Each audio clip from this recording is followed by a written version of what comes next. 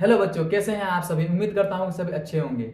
और आज हमारा डे 3 है। जो मैंने आप सभी को प्रॉमिस किया था कि मैं आपको सिर्फ 20 दिनों में, मात्र 20 दिनों में A+ की गारंटी देता हूँ, उस सीरीज का डे 3 है।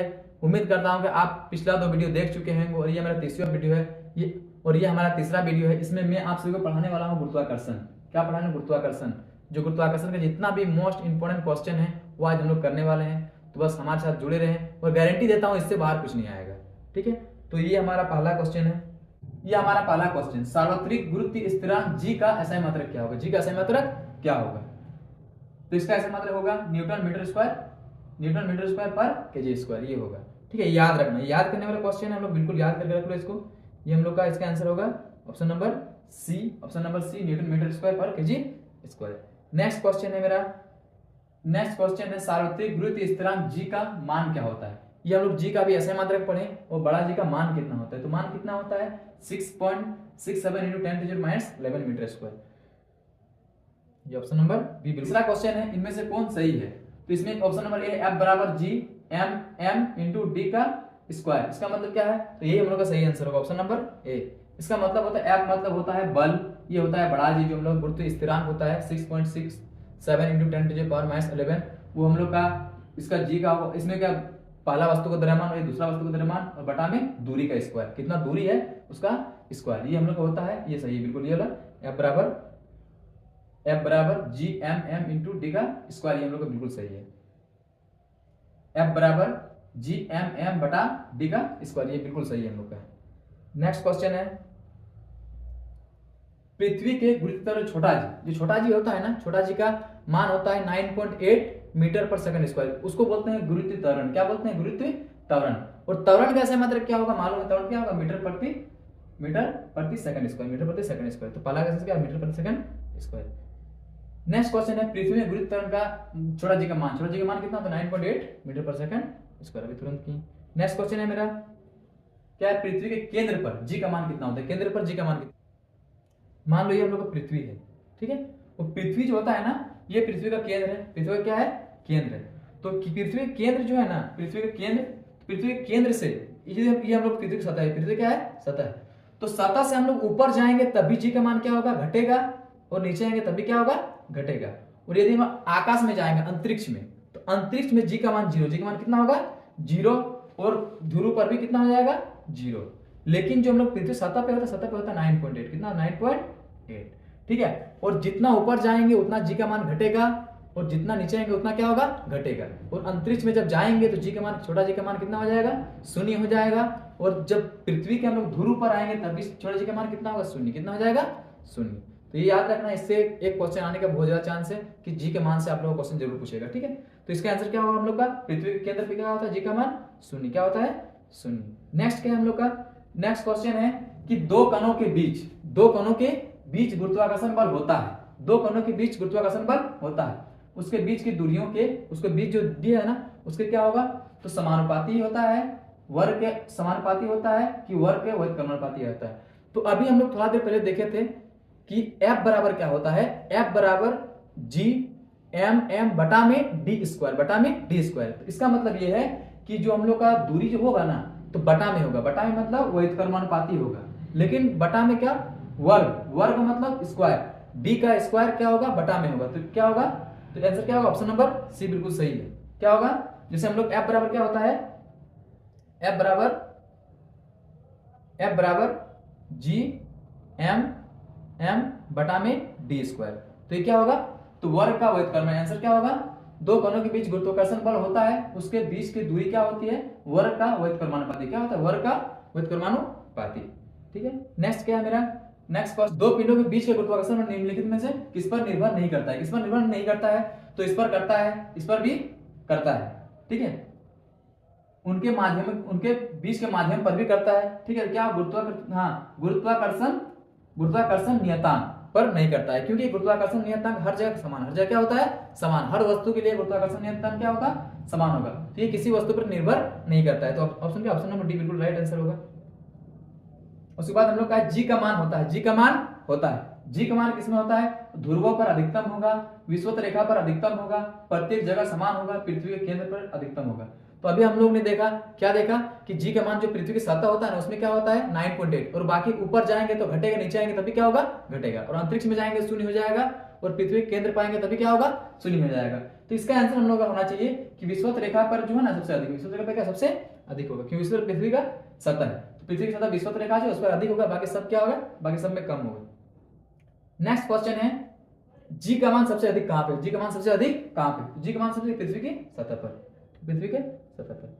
नेक्स्ट क्वेश्चन क्या है मेरा, नेक्स्ट क्वेश्चन है गुरुत्व त्वरण का मान सभी स्थानों पर बराबर होगा, पृथ्वी के सभी जगह पर बराबर होगा, पृथ्वी के अक्षांश पर निर्भर करता है, चंद्रमा के अधिक क्योंकि उसका व्यास, तो इसका आंसर होगा पृथ्वी के अक्षांश पर निर्भर करता है, कि किस अक्षांश में है उस पर निर्भर करता है।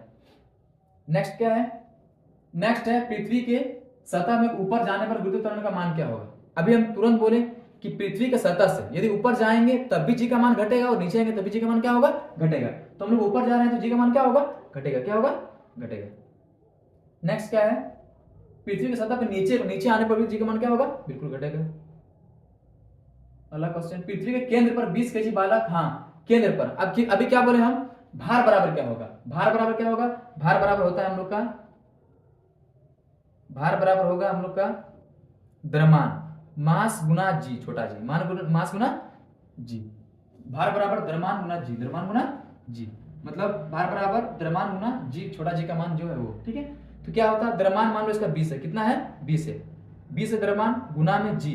अब एक चीज बोलो, जो बालक का भार जो है ना कहां पर है हम लोग का, पृथ्वी के केंद्र पर है ना, पृथ्वी के केंद्र पर। अभी हम तुरंत बोले कि पृथ्वी के केंद्र पर क्या होता है, जी का मान शून्य, जी का मान क्या होता है शून्य, तो 20 गुना शून्य क्या हो जाएगा शून्य, क्या हो जाएगा शून्य, इसके आंसर क्या हो जाएगा हम लोग ऑप्शन नंबर ए बिल्कुल शून्य। नेक्स्ट क्वेश्चन है मेरा, चंद्रमा की सतह पर, चंद्रमा की सतह पर किसी वस्तु का भार पृथ्वी की सतह पर उसके भार के कितना गुना होगा, कितना गुना होगा, तो वो 1/6 गुना, ये याद रखना, ये इंपॉर्टेंट क्वेश्चन है, ठीक है, पूछने वाला क्वेश्चन है, ठीक है, 1/6।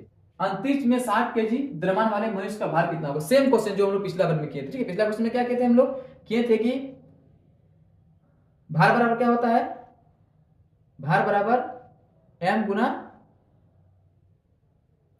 जी, m गुना जी, और m कितना दिया है 60, कितना दिया है मास 60 दिया है, और हम लोग का जो g है ना, g का मान क्या होता है अंतरिक्ष में 0, अंतरिक्ष में क्या होता है 0, तो 60 गुना 0 कितना हो जाएगा 0, 60 गुना 0 क्या होगा 0, शून्य, ऑप्शन नंबर डी बिल्कुल राइट आंसर। आए समझ में, हम अभी बोले अंतरिक्ष में भी g का मान, छोटा g का मान शून्य होता है, और केंद्र पर भी, पृथ्वी केंद्र पर भी क्या होता है शून्य, याद रखना, ठीक है। नेक्स्ट क्वेश्चन क्या है, नेक्स्ट क्वेश्चन है भार कैसे मात्रक क्या होता है, भार कैसे मात्रक क्या होता है न्यूटन, क्या होता है न्यूटन। नेक्स्ट क्वेश्चन है कि द्रव्यमान कैसे मात्रक, द्रव्यमान कैसे मात्रक क्या होगा केजी, क्या होगा केजी, याद रखना, ठीक है। और भार दाब कैसे मात्रक क्या होगा, दाब कैसे मात्रक क्या होगा पास्कल, क्या होगा पास्कल। दाब कैसी राशि है, तो दाब राशि है कौन सी राशि है, दाब एक सदिश राशि है, किसी राशि है सदिश। तो याद रखना ये जो दाब होता है सदिश राशि है, मैंने सदिश राशि और अदिश राशि के लिए एक ट्रिक बनाया है, वो मेरे शॉर्ट्स वीडियो में मिल जाएगा, आप जाके देख सकते हैं, ठीक है, उसका लिंक आपको डिस्क्रिप्शन में मिल जाएगा, ठीक है। नेक्स्ट क्वेश्चन क्या है, आप उसमें सदिश जितना भी हम लोग का साइंस का है ना, साइंस का जो हम लोग क्लास 9 का साइंस का जितना भी राशि है सबका सदिश राशि अदिश राशि उसमें वर्णन किया गया, तो आप जाके उसको देख सकते हैं, एक ट्रिक 30 सेकंड के वीडियो से आप सदिश अदिश आसानी से याद कर सकते हैं। नेक्स्ट क्वेश्चन है मेरा, परनोद का मात्रक क्या होगा, परनोद का मात्रक क्या होगा, परनोद का मात्रक क्या होगा, इसका भी होगा न्यूटन, क्या होगा न्यूटन, ठीक है। फिर घनत्व, घनत्व का मात्रक ऐसे मात्रक क्या होता है, तो घनत्व का ऐसे मात्रक क्या होगा केजी मीटर पर सेकंड क्यूब, केजी मीटर पर सेकंड क्यूब, केजी बटा मीटर क्यूब, केजी बटा मीटर क्यूब, क्योंकि घनत्व का बराबर क्या होगा किसी भी चीज का द्रव्यमान बटा आयतन, द्रव्यमान बटा आयतन, और द्रव्यमान बटा आयतन होता है ना, और द्रव्यमान का ऐसे मात्रक होता है केजी, और बटा में क्या होता है आयतन, आयतन क्या होता है मीटर क्यूब, मीटर का cube, KG metre cube, KG metre प्रति क्यूब। नेक्स्ट क्या हम लोग का, नेक्स्ट क्वेश्चन है भार का मान सभी जगहों पर होता है, कैसा होता है, तो याद रखना जो भार होता है ना हर जगह अलग अलग, हर जगह होगा अलग अलग, भार कहीं भी समान नहीं होता है, भार हर जगह क्या होता है अलग अलग, भार क्या होता है असमान, क्या होता है असमान होता है। लेकिन जो है ना, लेकिन द्रव्यमान पूछेगा, द्रव्यमान क्या होता है समान, हर जगह क्या होगा समान, उस चांद पर भी द्रव्यमान, अंतरिक्ष में हर जगह द्रव्यमान क्या होगा समान, क्या होगा समान। मान लो कोई 60 केजी का व्यक्ति है, उसको चांद पर ले जाएंगे तभी 60 केजी, उसका द्रव्यमान कितना 60 केजी होगा, ठीक है। नेक्स्ट क्या हम लोग का, द्रव्यमान का मान सभी जगह बिल्कुल समान क्या होता है समान। फिर नेक्स्ट क्या है मेरा क्वेश्चन, नेक्स्ट क्वेश्चन है कि एक वस्तु का द्रव्यमान 10 केजी है, एक वस्तु का द्रव्यमान कितना है 10 केजी है, तो पृथ्वी पर इसका भार कितना होगा, पृथ्वी पर इसका भार कितना होगा, तो भार अभी भार निकालने का एक सूत्र अभी तुरंत बोले, भार बराबर क्या होगा, भार बराबर m गुना जी, मतलब द्रव्यमान गुना द्रव्यमान गुना गुरुत्व त्वरण, भार बराबर द्रव्यमान गुना गुरुत्व त्वरण। तो द्रव्यमान कितना दिया है मेरा 10 केजी, कितना दिया है 10 केजी, और गुरुत्व त्वरण का मान कितना होगा 9.8, कहां पे पृथ्वी के सतह पर। यहाँ भी बोला है कि पृथ्वी पर कितना होगा, तब पृथ्वी बोलेगा तो पृथ्वी पर जी का मान कितना 9.8 होता है, 8 न्यूटन होता है, 8 मीटर पर सेकंड स्क्वायर। अब दोनों गुना करेंगे तो कितना हो जाएगा मेरा 98, कितना होगा 98 newton, 98 newton. Option number B बिल्कुल right answer, option number B क्या है बिल्कुल राइट आंसर। ठीक है, नेक्स्ट क्वेश्चन क्या है मेरा, नेक्स्ट क्वेश्चन है किसी वस्तु का भार पृथ्वी के सतह पर 60 न्यूटन है, किसी वस्तु का भार पृथ्वी की सतह पर कितना है 60 न्यूटन है, इसका भार चंद्रमा पर क्या होगा, इसका भार चंद्रमा पर कितना होगा। तो अभी हम लोग पढ़े कि चंद्रमा पर क्या 1/6 क्या हो जाता है 1/6, मतलब पृथ्वी पे 60 न्यूटन, कितना है 60 न्यूटन है, तो चंद्रमा पर क्या होगा इसका 6 गुना, क्या 1/6 गुना, इसका क्या होगा 1/6, मतलब इसका 6 भाग में 1 भाग बचेगा, तो क्या 6 से कट जाएगा कितना 10, कितना होगा, तो चंद्रमा पर कितना केजी बचेगा, तो 10, तो चंद्रमा पर कितना न्यूटन बचेगा, तो 10 न्यूटन, कितना बचेगा 10 न्यूटन। ठीक है, अब नेक्स्ट क्वेश्चन मेरा क्या है, नेक्स्ट क्वेश्चन है कि अंतरिक्ष में 60 केजी द्रव्यमान वाले मनुष्य का भार कितना होगा। अभी हम लोग जस्ट केवल क्वेश्चन इस टाइप का क्वेश्चन किए कि अंतरिक्ष में जी का मान क्या होता है, छोटा जी का मान 0 होता है, और 0 का जब हम लोग 60 से गुना करेंगे आंसर कितना होगा 0, कितना हो जाएगा 0, इसका आंसर क्या होगा 0, क्योंकि भार बराबर क्या होगा द्रव्यमान गुना जी, द्रव्यमान गुना स्मॉल जी, द्रव्यमान गुना गुरुत्व त्वरण, तो द्रव्यमान 60 है और गुरुत्व त्वरण 0 है, तो दोनों गुना करेंगे कितना होगा 0, कितना हो जाएगा 0। नेक्स्ट क्या है, नेक्स्ट है स्टील के जहाज पानी में नहीं डूबता है, लेकिन स्टील के कांटे पानी में डूब जाता है, इसका क्या कारण, इसका कारण उत्प्लावन बल, क्या है उत्प्लावन बल के कारण क्या होगा ये नहीं डूबता है। ठीक है, नेक्स्ट क्या है मेरा अगला क्वेश्चन है दुग्धमापी किस सिद्धांत पर कार्य करता है, तो दुग्धमापी क्या करता है आर्किमिडीज के सिद्धांत पर कार्य करता है। ठीक है, ये मेरा लास्ट क्वेश्चन है कि निम्न में से कौन सा उपकरण द्रव के घनत्व को मापता है, द्रव के घनत्व को मापता है। तो द्रव के घनत्व को मापने के लिए हम लोग का एक उपकरण है हाइड्रोमीटर, उससे हम लोग क्या नापते हैं द्रव के घनत्व को नापते हैं। तो उम्मीद करता हूं कि ये वीडियो आप पूरा देख चुके होंगे, और ये वीडियो जो है हम लोग का क्लास 9 के लिए बहुत ज्यादा इंपॉर्टेंट है। तो ये यदि आप देख चुके हैं तो आपका कोई फ्रेंड है उसको जरूर शेयर करें जिसका तैयार अभी तक पूरा नहीं हुआ है। इसका जो है ना इसका पीडीएफ आपको मेरा टेलीग्राम चैनल में मिल जाएगा, टेलीग्राम चैनल इडूहित जो मेरा है आप मारिएगा @इडूहित, ठीक है इडूहित क्लास, तो मेरा चैनल आएगा, उसमें आप जा सकते हैं, मेरा लोगो दिया होगा, इस टाइप का लोगो है मेरा उसमें। ठीक है @इडूहित क्लास, ठीक है @इडूहित क्लास, वो मेरा टेलीग्राम चैनल आप जगह से ज्वाइन कर ले, उसमें आपका सभी पीडीएफ मिल सकता है, जितना भी इंपॉर्टेंट जानकारी सब आपको वहाँ पे टेलीग्राम में शेयर कर दिया जाएगा। ठीक है, मिलते हैं नेक्स्ट वीडियो में।